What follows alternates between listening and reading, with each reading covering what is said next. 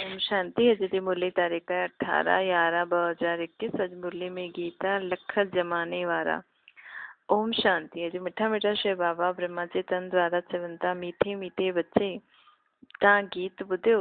ॿार चईंदा आहिनि कोई बि असांखे संशय बुद्धि ठाहिण लाइ कुझु बि करे असां संशय बुद्धि न ठाहींदासीं, बल्कि केतिरो बि उल्टी सुल्टी ॻाल्हियूं ॿुधाए त बि असां संशय बुद्धि न ठाहींदासीं, श्रीमत ते हलंदा रहंदासीं। बाबा रोज़ रोज़ भिन्न भिन्न पॉइंट सम्झाईंदा रहंदा आहिनि।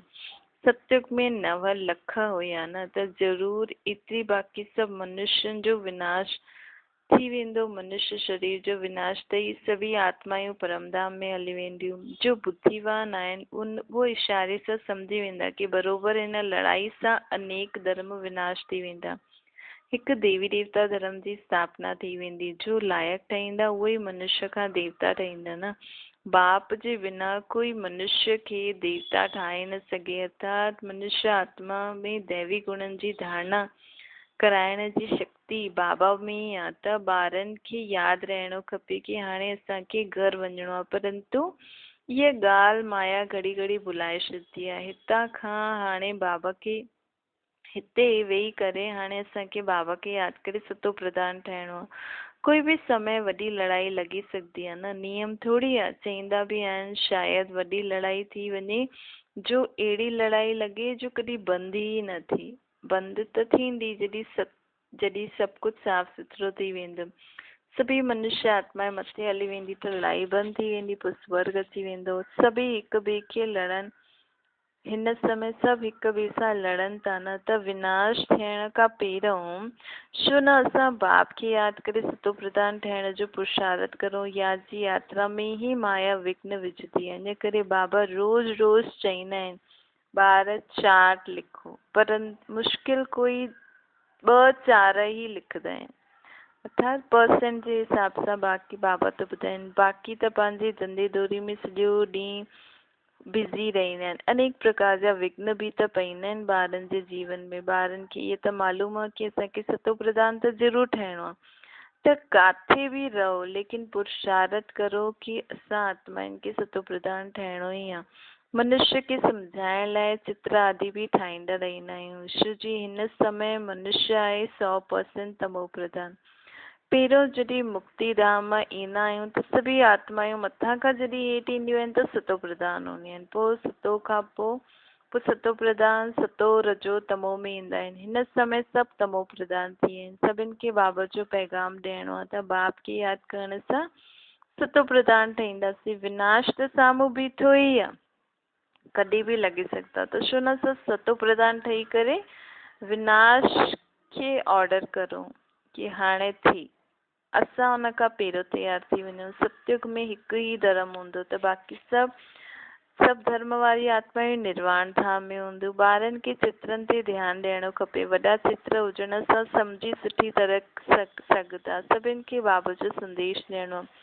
मन मना भव जो अक्षर आहे मुख्य अथवा अलफ ऐं बे, हिन ते सम्झाइण में महिनत केतिरी करणी पवंदी आहे।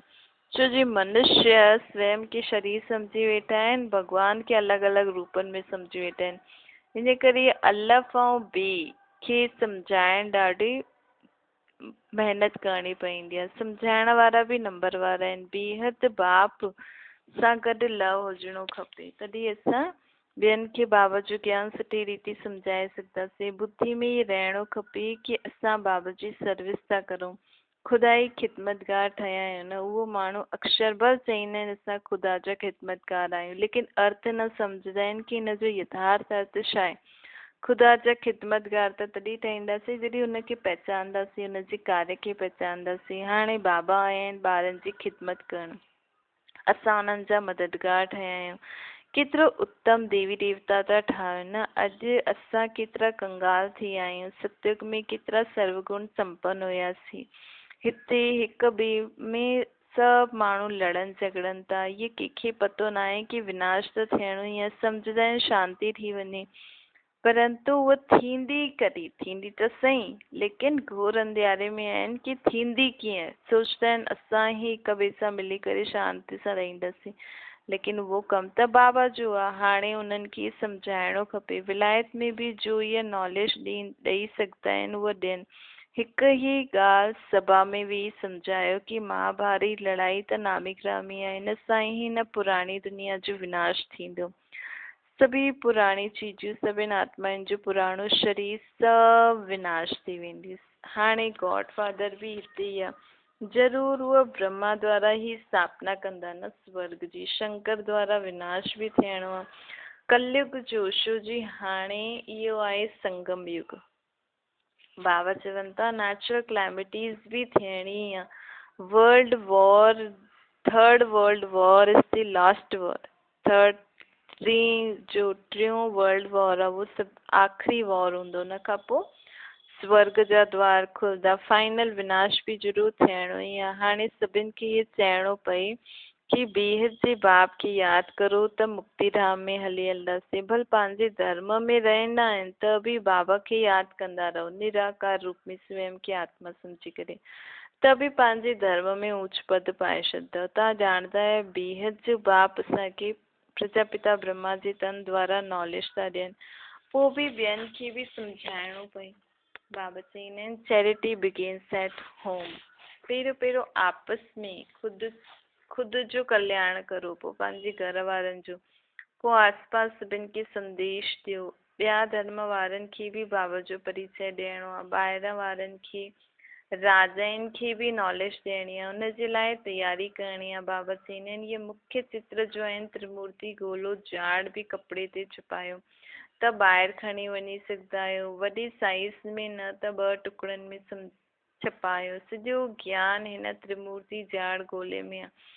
सीडी जो बि ज्ञान गोले में अची वेंदी आहे। सीडी डिटेल में ठाही आहे 84 जन्मनि जी, ख़ासि भारतवासियुनि जे मथां आहे जो जिन्हनि जे आत्मा ई 84 जन्म वरिता आहिनि। चक्कर में सभु धर्म वारा अची वेंदा आहिनि। सीडी में सभु धर्म न ईंदा आहिनि।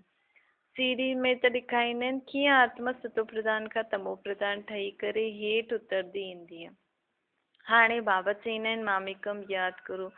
बाबा जो सार सॼो ॾींहुं ख़्यालात हलंदो रहंदो। कोई वॾो मकान ठाहियूं, हुन में दीवारुनि में वॾी, हुनजी दीवारियूं एतिरी वॾी हुजनि जो उते असां 6 गुणा 9 फीट साइज़ जा चित्र ठाहियूं।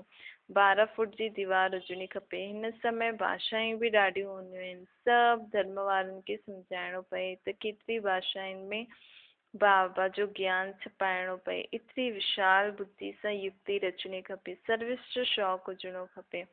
ख़र्चो त करिणो ई आहे। बाक़ी उन्हनि कंहिंखे कंहिंसां बि भीख न मांगणी आहे। आपे ई हुंडी भरिजी वेंदी। ड्रामा में नूंदा ॿारनि जी बुद्धि हलणी खपे। परंतु ॿार कुझु थोरो ई कंदा आहिनि त नशो चढ़ी वेंदो आहे कि असां त ॾाढा होशियार आहियूं। बाबा चईंदा आहिनि रुपए खां 4 आना बि न सिखिया आहियो। कोई त 2 आना, कोई त 1 आना, कोई 1 पैसो जेतिरो बि मुश्किल सिखियो आहे।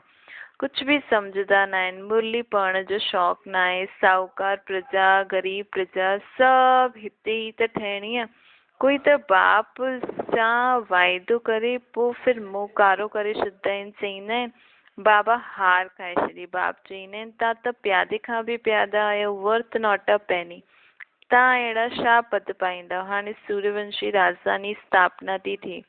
जेका बाबा खे यादि कंदा उन्हनि खे सदा ख़ुशी रहंदी आहे। सिर्फ़ु इहो बि यादि रहे बाप द्वारा असांखे छा वरितो थो मिले त बि ॾाढो फ़ाइदो आहे। धारणा करे पोइ आपसमान ठाहिणो। ॿारनि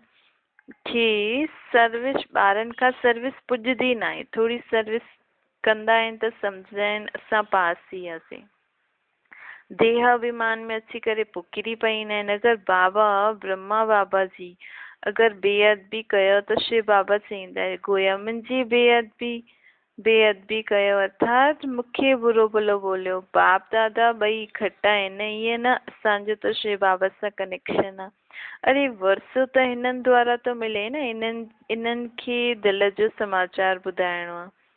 राय वठणी आहे। शिव बाबा चईंदा आहिनि मां साकार द्वारा राय ॾींदो आहे। ब्रह्मा जे बिना शिव बाबा खां वरसो कीअं वठंदो। बाप जे बिना कुझु कमु थी न सघंदो। इन करे ॿारनि खे ॾाढो संभाल रखणी आहे। उल्टे अहंकार में अची करे पंहिंजी बर्बादी न करो। साकार जी दिलि सां उथियो उतरियो त निराकार जी दिल सां बि उतरी वेंदो। अहिड़ा ॾाढा आहिनि जो कॾहिं मुरली बि न ॿुधंदा आहिनि, पत्र बि न लिखंदा आहिनि, त बाप छा सम्झंदा।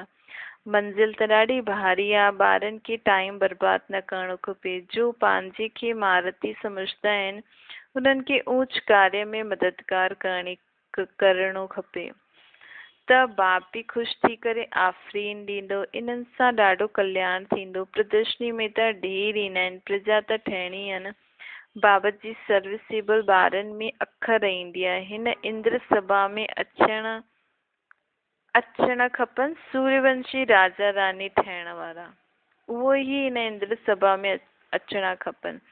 जो सर्विस न कंदा आहिनि उहो लाइक़ु न आहिनि न। अॻियां हली करे इहो पतो पइजी वेंदो केरु केरु छा ठहींदो। ॿारनि खे त ॾाढो नशो हुजणो खपे कि असां कल्ह स्वर्ग में राजकुमार ठहींदासीं। हिते तव्हां आया आहियो राजयोग सिखण, सुठी रीति न पढ़ंदव त पद बि कम थी वेंदो। बाबा वटि सर्विस जो समाचार अचणो खपे कि बाबा अॼु मां ये सर्विस कई। पत्र ही कॾहिं न लिखंदा आहिनि त बाबा छा सम्झंदा, मरी वियो। बाबा खे बि यादि उहे ई ॿार रहंदा आहिनि जो सर्विस ते रहंदा आहिनि, बाप जो परिचय ॾींदा रहंदा आहिनि। शिव बाबा ब्रह्मा द्वारा ब्रह्मा कुमार कुमारियुनि खे वरसो थो ॾे। शिव बाबा ब्रह्मा द्वारा ब्राह्मणनि जी रचना रचंदो आहे न। हाणे ॿिया सभु धर्म आहिनि, बाक़ी हिकु आदि सनातन देवी देवता धर्म जो फाउंडेशन जो आहे उहो गुम थी वियो आहे। हुन धर्म जी आत्मायूं आहिनि लेकिन स्वयं जे धर्म खे भुलिजियूं आहिनि, नियम मर्यादनि खे भुलिजियूं आहिनि। इहो सॼो खेल ठहियल आहे न। सीढ़ी में सभु धर्म न ईंदा आहिनि, हिन कारण ॻोल्हे ते सम्झाइण पए। ॻोल्हे में साफ़ आहे, इहे बि सम्झाइणो आहे कि सतयुग में देवी देवता आहियूं डबल सिर ताज हुया। हिन समय पवित्रता जो ताज कोई खे बि न आहे, हिकु बि न आहे जंहिंखे असां लाइट जो ताज ॾेई सघूं। पंहिंजे खे बि न ॾेई सघंदा आहिनि। असां लाइट जे लाइ पुरुषार्थ था करूं न। शरीर त हिते पवित्र मिली न सघंदो। आत्मा योग सां पवित्र थींदी आहे, थींदे थींदे पोइ अंत में पवित्र थी वेंदी। यादि ताज त मिलंदो सतयुग में। सतयुग में डबल ताज हूंदा, भक्ति मार्ग में सिंगल ताज हूंदा आहिनि। हिते कोई ताज न आहे। हाणे असांखे सिर्फ़ु प्योरिटी जो ताज ॾेखारियूं। बाबा प्रश्न था पुछनि कि हिन समय असां पंहिंजो प्योरिटी जो ताज ॾेखारे सघंदा आहियूं, लाइट रखूं। ज्ञानी त ठही वियो परंतु कंप्लीट पवित्र जॾहिं ठहींदव तॾहिं लाइट मिलंदी न। त सूक्ष्म वतन में लाइट ॾेखारियूं। जीअं मम्मा सूक्ष्म वतन में पवित्र फ़रिश्तो आहे न, हुते सिंगल ताज आहे, सिर्फ़ु पवित्रता जो ताज आहे। परंतु हाणे लाइट कीअं ॾेखारियूं। पवित्र त थींदा आहियूं पिछाड़ी में। योग में जॾहिं वेंदा आहियो उन समय लाइट ॾेखारियूं तव्हांजे पिक्चर जे पुठियां। ॾिसो कई ॿारनि में अॼु लाइट आहे कल्ह पोइ पत थी विया त लाइट गुम थी वेंदी। त हिन करे अंत में जॾहिं कर्मातीत अवस्था थींदी तॾहिं लाइट थी सघंदी आहे, ॾेखारे सघंदा आहियूं। परंतु तव्हां संपूर्ण ठही वेंदव त पोइ फ़रिश्ता ठही वेंदव, सूक्ष्म वतन में हली वेंदव। जीअं बौद्ध क्राइस्ट खे ॾेखारींदा आहिनि, पहिरियों पवित्र आत्मा स्थापना करणु ईंदी आहे, उन्हनि खे लाइट ॾेई सघंदा आहियूं, ताज न। तव्हां बि बाबा खे यादि कंदे कंदे पवित्र ठही वेंदव। सुदर्शन चक्र फिराईंदे फिराईंदे राजा ई पद खे प्राप्त कंदव। हुते वज़ीर त हूंदा न आहिनि, हिते ॾाढनि सां राय वठणी पवंदी आहे। हुते सभु सतो प्रधान हूंदा आहिनि त कंहिंजी राय जी दरकार न हूंदी आहे महाराजा महारानी खे। इहे सभु सम्झण जी ॻाल्हियूं आहिनि। वरदाना त्याग और स्नेह जी शक्ति द्वारा सेवा में सफलता प्राप्त करण वारा स्नेही सहयोगी ठहो। जीअं शुरू में नॉलेज की शक्ति कम हुई लेकिन त्याग और स्नेह के आधार से सफलता मिली। बुद्धि में ॾींहं रात बाबाओं यज्ञ तरफ लगन रही। जिगर सां निकिरंदो बाबाओं यज्ञ। इन स्नेह सभिनि खे सहयोग मिलाई। हिन शक्ति सां ही केंद्र ठहिया। साकार स्नेह सां ही मनमना भव ठहिया न। बाबा सां भी परमात्मा सां भी साकार स्नेह जे कारण मनमना उन्हनि सां पंहिंजो बुद्धि योग लॻायो। साकार स्नेह सां ही सहयोगी ठहियो न। साकार स्नेह ई त सहयोगी ठाही सभिनि खे। हाणे बि त्याग ऐं स्नेह जी शक्ति सां गहराव विझो त सफलता मिली वेंदी। स्लोगन आहे फरिश्तो ठहिणो आहे त व्यर्थ बोल व डिस्टर्ब करण वारे बोलनि सां मुक्त ठहो। अच्छा, ओम शांति।